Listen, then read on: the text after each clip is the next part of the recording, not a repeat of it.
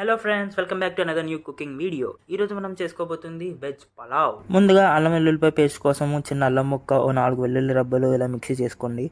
ఇందులోకి మనకి కావాల్సిన విషయానికి వస్తే ఒక ఉల్లిపాయ, ఒక బంగాళదుంప, ఒక బుజ్జి క్యారెట్ ముక్క, అవన్నీ వీడియోలో చూపించినట్టు ఇలా కట్ చేసుకోండి.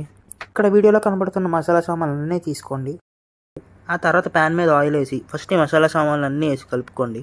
కొంచెం వేగాక ఆనియన్స్, క్యారెట్, బంగాళదుంపలు ఇలా ఒక్కొక్కటి వేసుకోండి. అవన్నీ కొంచెం వేగాక సాల్ట్, అల్లం వెల్లుల్లిపాయ పేస్ట్ వేసి పచ్చివాసన పోయేంత వరకు కలుపుకోండి. తర్వాత ఆల్రెడీ కడిగి పెట్టుకున్న బియ్యంలో ఇవన్నీ వేసి గ్లాస్ రైస్కి 2.5 గ్లాసులు నీళ్ళు పోయాలి. ఇప్పుడు ఇందులో ఒక స్పూన్ గరం మసాలా వేసి కలుపుకొని వాటర్ టేస్ట్ చేయండి. ఇంకా సాల్ట్ సరిపోలేదనిపిస్తే మీకు తగినంత సాల్ట్ యాడ్ చేసుకొని కుక్కర్లో పెట్టేయండి.